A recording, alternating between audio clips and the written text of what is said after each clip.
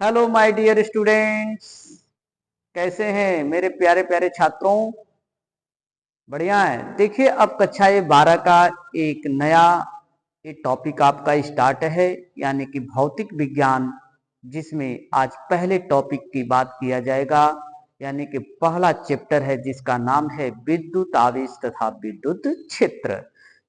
विद्युत आवेश तथा विद्युत क्षेत्र, electric charge and electrical field होता है। तो इसमें कहा जा रहा है कि विद्युत क्या होती है, विद्युत का अध्ययन किसमें क्या किया जाता है, और विद्युत विद्युत जो है आपका स्थिर अवस्था में रहता है कि गतिक की अवस्था में रहता है। तो इसके आज हम बात करेंगे और किस प्रकार से विद्युत का उत्पन्न किया जाता है। तो इसमें कहा जा रहा है कि भौतिक विज्ञान की वह शाखा जिसमें आवेशों का अध्ययन किया जाता है विद्युत की कहलाता है। इसमें भौतिक विज्ञान की वह शाखा जिसमें आवेशों का अध्ययन किया जाता है उसे हम विद्युत की कहते हैं।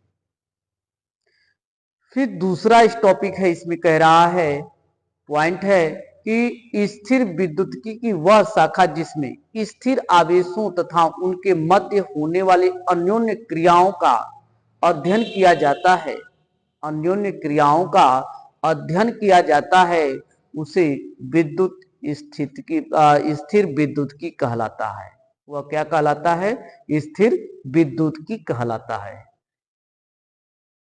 फिर जब गति की अवस्था में विद्युत रहेगा तो उसका कैसे अध्ययन करेंगे? तो गतिक विद्युत की वह शाखा है, गतिक विद्युत का वह शाखा है जिसमें आवेशों की गति का अध्ययन किया जाता है। जिसमें आवेशों की गति का अध्ययन किया जाता है वह गतिक विद्युत की कहलाता है। वह क्या कहलाता है? गतिक विद्युत की कहलाता है। तो ऐसे ही आपका ये माध्यम दिया गया है। इसके विद्युत आवेश तथा विद्युत क्षेत्र में जब विद्युत आवेश जब रहेगा तो विद्युत क्षेत्र में चारों तरफ ही गति करेंगे। जब तक आवेश गति नहीं करेगा तो विद्युत क्षेत्र का कैसे पता चलेगा? नहीं चलेगा। तो स्थिर अवस्था में भी रहते हैं, गति अवस्था में भी रहते हैं। तो दोनों की स्थिति के आधार पर ही हमें यहाँ पर पढ़ना है विद्युत आवेश तथा विद्युत क्षेत्र। तो हमने इसमें बात किया है कि भौतिक विज्ञान की वह शाखा जिसमें आवेशों का अध्ययन किया जाता है उसे विद्युत की कहलाता है। जिसमें आवेश का अध्ययन किया जाएगा उसे क्या कहेंगे? विद्युत की कहते हैं। फिर स्थिर विद्युतिकी की वह शाखा जिसमें स्थिर आवेशों तथा उनके मध्य होने वाले अन्योन्य क्रियाओं का अध्ययन किया जाता है उसे स्थिर विद्युतिकी कहते हैं। उसे क्या कहेंगे? स्थिर विद्युतिकी कहते हैं। फिर उसी तरह से गतिक विद्युतिकी की वह शाखा है जिसमें आवेशों की गति अवस्था का अध्ययन किया जाता है उसे गतिक विद्युतिकी कहते हैं। ये हो जाएगा आपके आवेश की स्थिति के आधार पर। अब इसमें क्या होता है, जब पदार्थ रगड़े जाने पर, जब दो पदार्थ ले लेंगे, दोनों पदार्थों को आपस में रगड़ते हैं तो उसमें से हल्की वस्तुओं को अपनी तरफ आकर्षित करने लगता है। जब पदार्थ रगड़े जाने पर हल्की वस्तुओं को अपनी तरफ आकर्षित करने लगता है, वे आवेश घर्षण के कारण उत्पन्न होते हैं। वे आवेश किसके कारण उत्पन्न होते हैं? घर्षण के कारण उत्पन्न होते हैं। इन्हें घर्षण विद्युत की कहा जाता है। जो आवेश घर्षण से उत्पन्न हो गए, रगड़ने से उत्पन्न हो गए, घर्षण से, तो उन्हें हम घर्षण घर्षण विद्युत कहेंगे, या विद्युतमय या आवेशमय कहलाता है। वही क्या कहलाता है? विद्युत, जो घर्षण विद्युत जो उत्पन्न हो रहा है उसे हम कहते हैं वैद्युतमय या आवेशमय कहते हैं। फिर उसमें यह विद्युत जिस वस्तु पर उत्पन्न होती है, विद्युत जिस वस्तु पर उत्पन्न होती है उस पर स्थिर रहती है। उस पर क्या रहती है? स्थिर रहती है। तो इसे स्थिर विद्युत या स्थैतिक विद्युत कहते हैं। जब विद्युत जिस पर उत्पन्न होगी, यह विद्युत जिस पर उत्पन्न होती है वह स्थिर रहती है। क्या रहती है? स्थिर रहती है। इसलिए इसे क्या कहते हैं? स्थिर विद्युत या स्थैतिक विद्युत कहते हैं। समझ में आ गया ये विद्युत का मतलब। अब इसी में हम बात करेंगे वैद्युत आवेश या विद्युत आवेश की। इसमें हम बात करेंगे विद्युत आवेश। विद्युत आवेश, विद्युत आवेश इलेक्ट्रिक चार्ज। क्या बात करेंगे? Electric charge.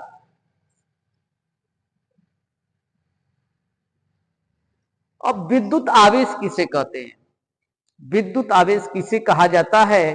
कहते हैं किसी पदार्थ का वह गुण जिसके कारण उसमें विद्युत तथा चुंबकीय प्रभाव उत्पन्न होते हैं उसे विद्युत आवेश कहते हैं। किसी पदार्थ का वह गुण जिसके कारण उसमें विद्युत तथा चुंबकीय प्रभाव उत्पन्न होता है, चुंबकीय प्रभाव उत्पन्न होता है, उसे हम विद्युत आवेश कहते हैं। समझ में आ गया? किसी पदार्थ का वह गुण जिसके कारण विद्युत तथा चुंबकीय प्रभाव उत्पन्न होता है, विद्युत तथा चुंबकीय प्रभाव उत्पन्न होता है, उसे हम विद्युत आवेश कहते हैं। सीधे परिभाषा कहेंगे किसी पदार्थ का वह गुण, किसी पदार्थ का वह गुण जिसमें विद्युत तथा चुंबकीय प्रभाव उत्पन्न होता है उसे विद्युत आवेश कहते हैं। उसे विद्युत आवेश कहते हैं। उसे क्या कहते हैं? विद्युत आवेश कहते हैं। हमने कहा कि किसी पदार्थ का वह गुण जिसके कारण विद्युत तथा चुंबकीय प्रभाव उत्पन्न होता है उसे हम विद्युत आवेश कहते हैं। इसे हम Q से प्रदर्शित करते हैं। इसे Q से प्रदर्शित करते हैं। इसे किससे प्रदर्शित करेंगे? Q से प्रदर्शित करते हैं।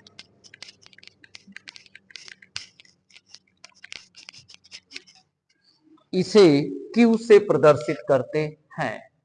इसे Q से प्रदर्शित करते हैं। प्रदर्शित करते हैं।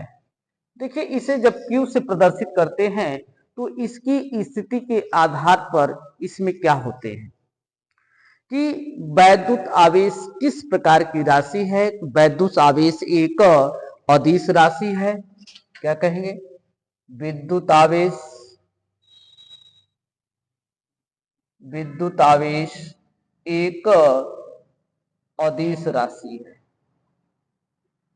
अदिश राशि है। मात्रक कूलाम होता है। इसका मात्रक क्या होता है? कूलाम होता है। अब इसकी कूलाम तो हो गया, फिर कहा जाता है कि आवेश बराबर, यानी कि Q बराबर सूत्र होता है या नहीं। यहीं पर डायरेक्ट कर रहे हैं Q बराबर सूत्र होता है या नहीं।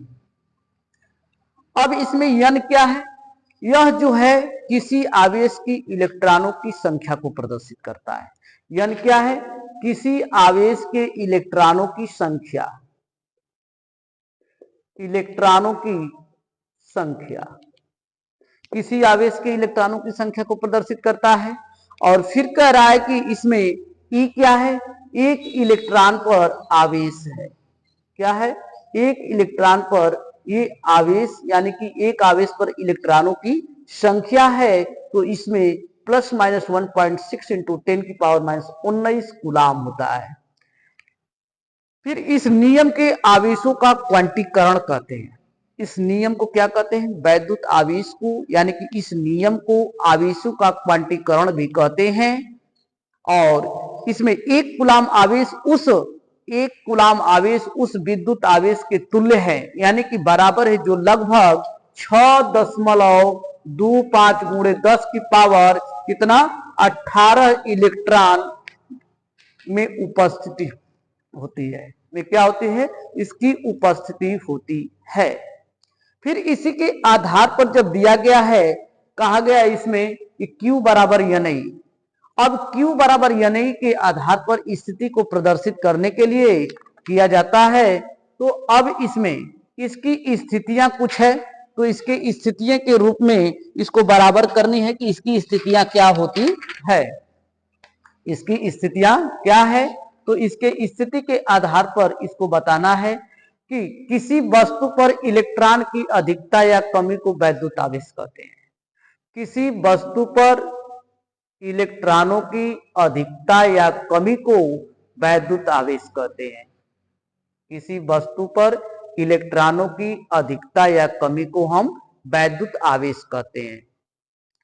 अगला, कोई भी पदार्थ इलेक्ट्रॉनों को ग्रहण करके, कोई भी पदार्थ इलेक्ट्रॉनों को ग्रहण करके या इलेक्ट्रॉनों का त्याग करके ही आवेश प्राप्त कर सकता है। कोई भी पदार्थ इलेक्ट्रॉनों का ग्रहण करके या इलेक्ट्रॉनों का त्याग करके ही आवेश प्राप्त कर सकता है।